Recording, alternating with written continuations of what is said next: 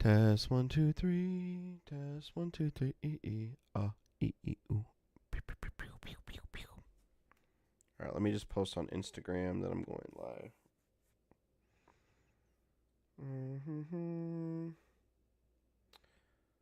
Starting a new book.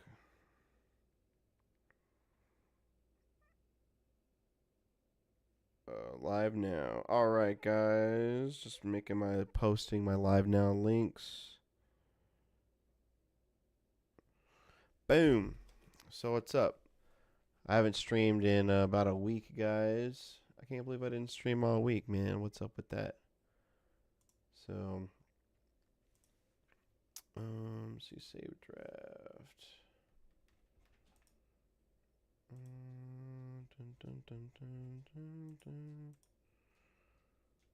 Let me do my live now links for Twitter and X, and we'll be good.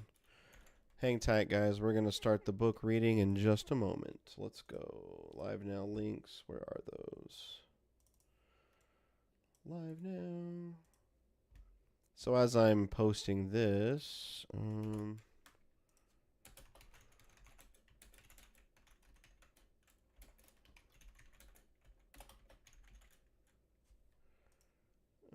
right, so there's that. I just want to say, guys, I watched The Furious. It is the action movie of the year right now. Action martial arts, dude. 5 stars on my end out of 5. If it's showing in your city, you need to go see it right now. Starting a new book. Prison Nation.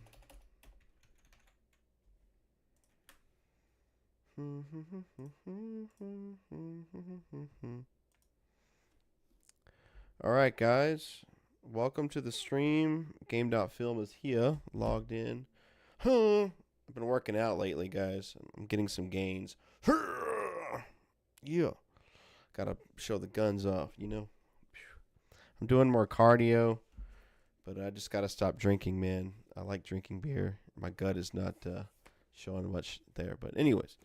All right, so the last book I read on stream was about mass incarceration, guys, and I'm doing another one on the prison system in America. This one is called Prison Nation by Tara Herrevel and Paul Wright. Prison Nation, the warehousing of America's poor. So I try and switch it up, guys, when I'm reading books, but I had just so often in the library to be in an aisle where I was like, man, I like this one, and this one. And I checked out, they all happen to be about mass incarceration, So this library book is so overdue. I checked it out like 2 months ago. I think that they reported it lost. But I'm finally getting to it. I'm real happy I finished that last book on stream. But I find the statistics, what we do to poor working class people of color, especially black people in America. But yeah, so hopefully this will radicalize you guys and wake y'all up a little bit. I just find it's kind of a tough read, reading about mass incarceration. But this is part 1, guys, of Prison Nation by Tara Herrevel and Paul Wright, the warehousing of America's poor. Let's read the introduction by Ken Silverstein, okay? So, all right, let's go. Let's begin. When Paul Wright, a prisoner at the Monroe Correctional Complex in Washington State and co-editor of this rich volume, calls this country's system of mass incarceration the most thoroughly implemented social experiment in social history, some readers might believe him to be guilty of exaggeration. Sorry, my cat is running underneath. Yeah, look, she's going nuts, dude. She just jumped on the desk. But anyways. But consider that during the past 2 decades, the American prison population has climbed from 300,000 to more than 2 million, roughly equal to the combined population of Austin, Denver, Nashville, and Washington, D.C., largely because of racially biased drug sentencing laws.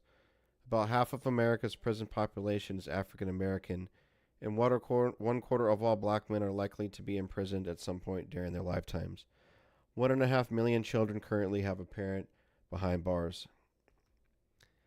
The huge swell in prisoner ranks does not reflect a nationwide crime wave. Indeed, the rate for most serious crimes has dropped or remained stagnant for close to 2 decades. Today, the vast majority of people entering state prisons are convicted of a nonviolent crime, often a drug charge that in many countries would bring a fine or a sentence of community service.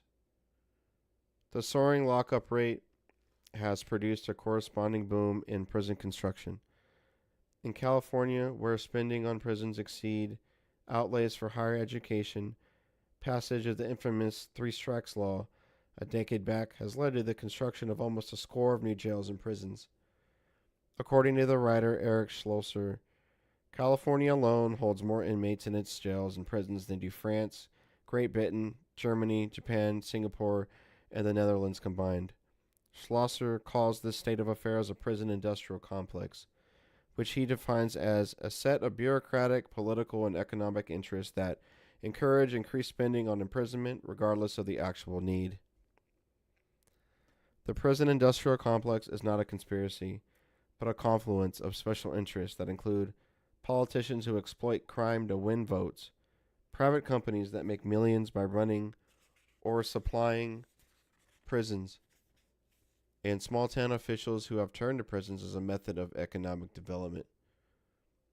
Prison Nation, The Warehousing of America's Poor, which Wright co-edited with Tara Herrevel, goes beyond the numbers to show the complex, interwoven reasons that have produced the prison industrial complex. In every section of the book, there are 7 which cover everything from the causes behind the prison explosion to jailhouse economics to the shoddy state of prison medicine. Readers will find solid reporting, gripping writing, and political revelation. As the title of the book suggests, most prisoners are poor. An overwhelming number are minority and illiterate, while huge numbers, perhaps 250,000, are mentally ill. Given this population, it's no surprise that about 80% of people who go to prison weren't able to afford to pay for an attorney and were forced to rely on underpaid and often uninspired public defenders. In the first essay of this book, Stephen Bright, the renowned anti-death penalty lawyer, writes about 3 Georgia lawyers, all from the same family, who handled the cases of 776 poor people in 2002. The average cost of defense was $49.86 per case. Quote, less than the cost of a couple of tickets to a baseball game, close quote. In Virginia, fees for court-appointed attorneys are limited to $305 for defending a felony if the punishment is less than 20 years, and $845 if the penalty exceeds that. As Bright shows, quote, the Supreme Court ruled in Gideon versus Wainwright that lawyers are necessities, not luxuries. But the reality is that representation by a capable attorney is a luxury one few of those accused of a crime can afford, close quote. Prosecutorial power and abuse are another factor that explains the growing number of people behind bars. One little noted issue discussed here in a contribution from Robert Owen is overcharging. When prosecutors seek the harshest possible charge for a given crime, for example, seeking the death sentence for any homicide that can conceivably be considered a capital crime, the result is to dissuade defendants from going to trial and instead accept a plea bargain that nominally reduces the punishment.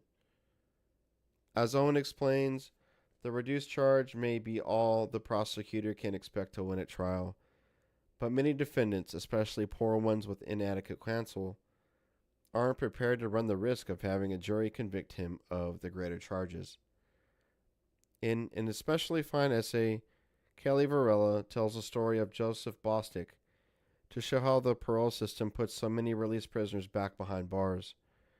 After serving a 7-year term for manslaughter in a New York prison, Bostic moved to Georgia, where he found a job with a construction company. Bostic stayed clean, other than committing the crime of overdrawing his checking account by $341. Unfortunately for Bostic, due process for ex-offenders is virtually suspended. As a result, he was sent back to prison for 3 years. In some cases, parole rules are so strict, Varela writes, that chronic unemployment can be considered grounds for reincarceration. No wonder that 70% of incoming prisoners in some states are parole violators. Another theme of this collection is the political economy of prisons. Take, for example, the reemergence of private prisons. These were a familiar feature of American life 100 years ago, with disastrous consequences. Convicts were farmed out as slave labor. They were routinely beaten and abused, fed slops, and kept in horribly overcrowded cells. By the early 1930s, private prisons were out of business across the country. But during the past 2 decades, the number of private prisons has grown from 5 to 150, while beds have climbed during that time from about 2,000 to around 95,000, a number constantly in flux. The private prison upsurge was spawned by post-1980s free market ideological fervor, large budget deficits for the federal and state governments, and discovery and creation of vast new reserves of raw materials. Prisoners.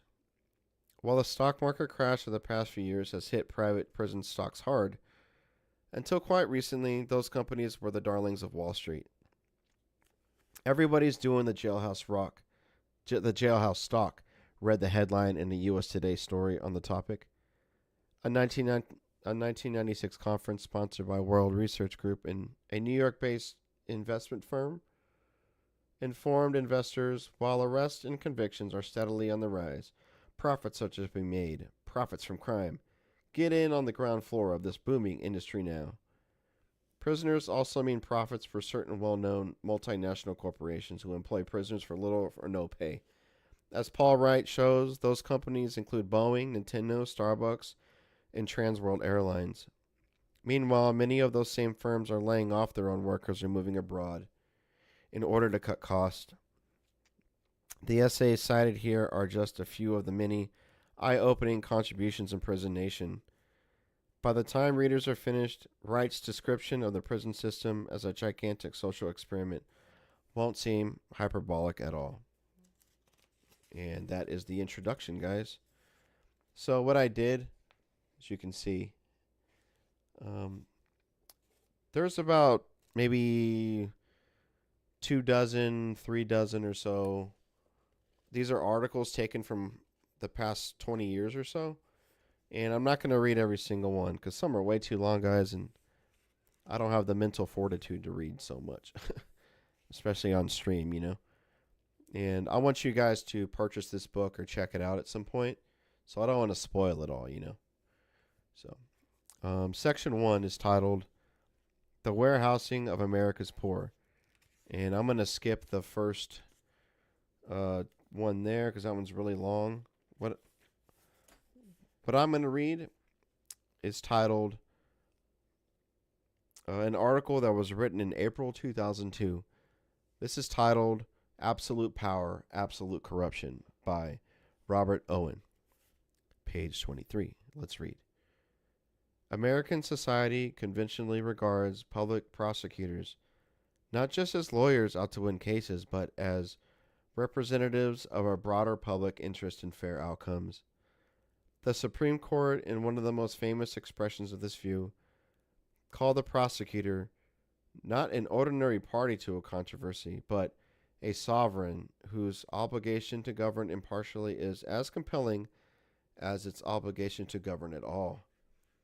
Accordingly, the court intoned the prosecutor's interest in a criminal prosecution is not that it shall win, but that justice shall be done. In fact, however, prosecutors too often fall short of this aspiration, failing to discharge its overriding duty to see that justice is done, and engaging instead in what is broadly termed prosecutorial misconduct. Big word. Frequently, when lay people or their self-appointed representatives in the media talk about prosecutorial misconduct, what they have in mind is scheming, such as when a prosecutor, perhaps assisted by other government agents, for example the police, willfully manufactures evidence against an accused person she knows or believes is innocent, or suppresses evidence when indisputably would clear someone. Kamala Harris. While that does happen from time to time, we can be thankful that it's an anomaly. Instead, what we encounter much more frequently in the contemporary American criminal justice system is better described as overreaching, oppressive tactics born of systemic institutional arrangements that reward or fail to punish prosecutors who cut corners in pursuit of a conviction. The government's resources and power so dramatically outweigh those of the accused that prosecutors, rather than scrutinizing their own behavior to guard against abuses of power, habitually focus only on their one lost record and its political consequences. In the end, these institutional arrangements, in their predictable consequences, reflect the insight of Lord Acton's famous warning that, quote, absolute power corrupts absolutely, close quote. This essay describes two variations on the theme of prosecutorial overreaching. It then reflects upon why the mass media, one social institution which has a real chance of checking prosecutorial excess, fails to challenge such practices. Despite priding itself in other contexts on its role as a watchdog, quote unquote, alerting the public to government oppression, the media fail to see prosecutorial overreaching as a threat to the fundamental fairness of the criminal justice system. The regrettable result is a system in which prosecutors routinely act in ways that an impartial observer would characterize as oppressive and unfair, but which the corrective mechanisms of the legal system never address and which the media too often ignore. All right. Number 1, overreaching by concealing evidence which might help the accused. The criminal justice system took a giant step toward basic fairness when the Warren Court formally recognized that the prosecutor has a duty to disclose evidence in its possession which might disprove a suspect's guilt. This doctrine, the Brady Rule, is a potentially powerful mechanism for correcting the structural imbalance of power between the state and the accused. It is beyond reasonable dispute that the prosecution's vast resources, armies of police officers, sophisticated crime labs, and so forth, and coercive power, including but not limited to the simple obligation witnesses feel to answer questions from the police, permitted to undertake a much farther reaching investigation than the accused could ever mount. The Brady Rule helps ensure that, to the extent that such a full-scale inquiry produces evidence favorable to the accused, he will have the benefit of it. Thus understood, this rule allows the accused, who is of course presumed innocent, to benefit from the extensive investigative resources and advantages enjoyed by the law enforcement apparatus. Unfortunately, the court's reading of Brady has created an incentive for prosecutors not to disclose evidence which might point to another suspect. Why? Because the legal standard for reviewing Brady claims post-trial, after a jury has already convicted the accused, places on him a very high burden to show that the undisclosed evidence would have left the jury with a reasonable doubt about his guilt. For several different reasons, this legal regime inexorably works to the prosecutor's advantage. First, it is essential to appreciate that in most cases, the undisclosed evidence is not a smoking gun, quote unquote, which indisputably clears the accused, but evidence which might have supported a defense if it had been further investigated, developed, and corroborated. As a result of its having been suppressed, of course, no such additional development and corroboration is likely to have occurred. Thus, in isolation, the undisclosed evidence may not appear particularly compelling or favorable.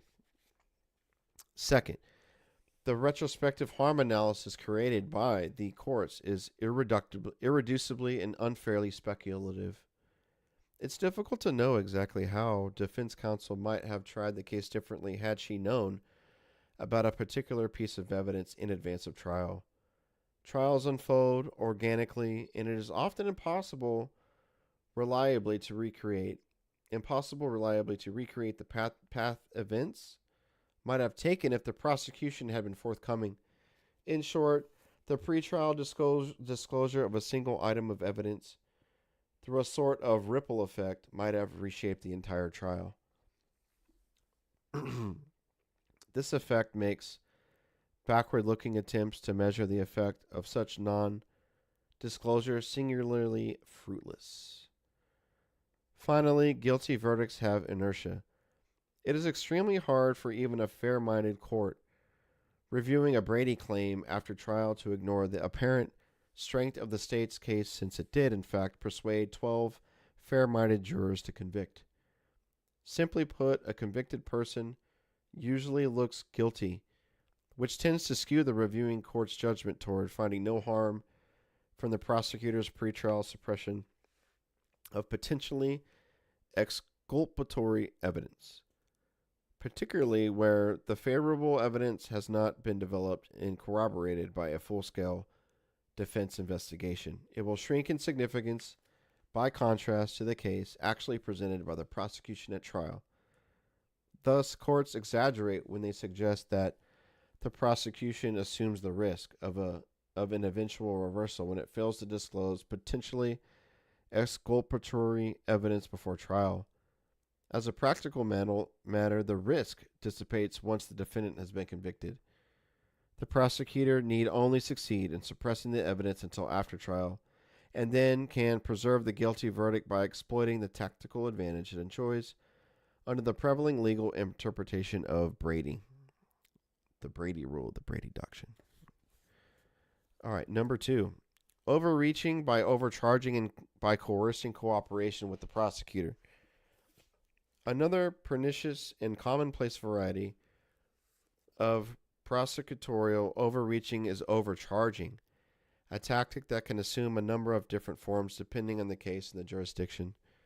One type of overcharging occurs when prosecutors routinely frame charges at the highest degree of seriousness. For example, charging every homicide as the highest degree of murder. Such overcharging raises the stakes dramatically for an accused who contemplates going to trial. Even if he is represented by a competent counsel who will vigorously challenge the prosecution's case, there is a substantial risk that the jury may convict him of the greater charge anyway. The risk is particularly great when the accused cannot hire her own counsel and so must rely on a court-appointed lawyer carrying an impossibly heavy caseload and armed with too few investigative resources to give every felony case the serious scrutiny it deserves. Such bleak prospects tend to coerce the overcharged defendant into giving up his right to trial, that is, pleading guilty, in return for the prosecutors nominally reducing the charge against him. The reduced charge may be the most serious charge that the prosecution could actually have proved at trial in any event. But unless the defendant is willing to gamble that he can avoid conviction on the more serious charge, he will not have a chance to test the prosecution case on the reduced charge itself. A comparable type of overcharging is to enforce an inflexible policy of seeking, in every case, the harshest sentence available for a given offense. For example, since 1991, Texas prosecutors have had the discretion not to seek the death penalty even if the defendant has been formally charged with capital murder. If death is not sought, the mandatory sentence upon conviction is life imprisonment, with no chance for parole until the prisoner has served 40 calendar years. In some jurisdictions, such as Dallas County, this development has led local authorities to seek fewer death sentences because they view the non-death sentence as sufficiently punitive, except in the most highly aggravated cases. In Harris County, Houston, by contrast, the district attorney's office continues to seek the death penalty in almost every capital murder case filed. As above, this tactic may coerce a guilty plea from the defendant in return for the prosecution's agreement not to pursue a death sentence. Even if the defendant has a potentially strong defense to the capital murder charge, In addition to its coercive effect, such a policy of seeking death in every case plainly amounts to an abdication of the responsibility of the prosecutor's office to see that justice is done on a case by case basis. In the federal criminal justice system, developments in the mid to late 1980s, the dramatic reduction in judicial sentencing discretion resulting from the adoption of the federal sentencing guidelines, and the enactment by Congress of numerous mandatory minimum sentencing laws, primarily in drug cases, gave birth to a new kind of prosecutorial overreaching. These draconian Reagan-era laws created harsh sentences which a convicted defendant typically can evade only by cooperating with the prosecutor. This constraint is imposed by the relevant statutes and guidelines, which give the prosecutor, not the judge, the power to break the fetters on the judge's sentencing discretion. In practice, cooperation never means just telling everything the accused knows about his own criminal conduct or even the criminal conduct of other individuals already in the prosecution's crosshairs. Instead, in most federal jurisdictions, the cooperating defendant cannot obtain the desperately sought reduction in his own sentence unless he gives the prosecutors bodies. That is, only if his information results in the prosecution and conviction of additional suspects beyond those already identified by the authorities. Just as the legal standard governing post-trial review has undermined the effectiveness of the Brady Doctrine in equalizing power between the state and the accused, the court's traditionally protective attitude towards prosecutorial discretion has insulated systemic overcharging and cooperation-driven plea and sentencing practices from meaningful judicial oversight. The Supreme Court has emphatically declared that, quote, so long as the prosecutor has probable cause to believe that the accused committed an offense defined by statute, the decision whether or not to prosecute and what charge to bring generally rests entirely in his discretion. Unless the defendant can prove that these practices are the intentional product of a design to discriminate on a constitutionally impermissible bias, that is, against people of minority race, women, or people of a particularly religious faith, the courts will not intervene. Okay. Number 3. The failure of the mass media to spotlight either prosecutorial overreaching or the legal system's continuing refusal to punish prosecutors for oppressive and unfair conduct. Prosecutorial misconduct of all types is abetted by the signal failure of legal institutions, courts and legal licensing authorities, for example, to identify and sanction prosecutors who break the rules. It has correctly been noted that courts frequently criticize prosecutors for improper conduct, but that neither courts nor bar associations regularly pursue disciplinary proceedings against prosecutors who likely acted wrongfully. Given that the forms of oppressive prosecutorial overreaching described above are not just the idiosyncratic actions of particular state agents, but instead reflect structural features of the contemporary American criminal justice system, and therefore are present to some degree in almost every case, why have they not been exposed by the mass media? At least one possible reason is the dominance of entertainment-based values in news reporting about the criminal justice system. As anyone who has had as much contact with the mass media on any controversial topic will confirm, the narrative style which presently dominates feature news reporting, both in press and on TV, requires a sympathetic character at the center of every piece in order to personalize the otherwise abstract issue for the audience, to give the story a human face. This sentimental narrative style does not lend itself to describing or addressing complex systemic institutional power relationships which require time and careful attention to explicate. Publishing airing deadlines and financial constraints press always in the direction of simplifying the story, which in the hands of too many correspondents becomes oversimplifying.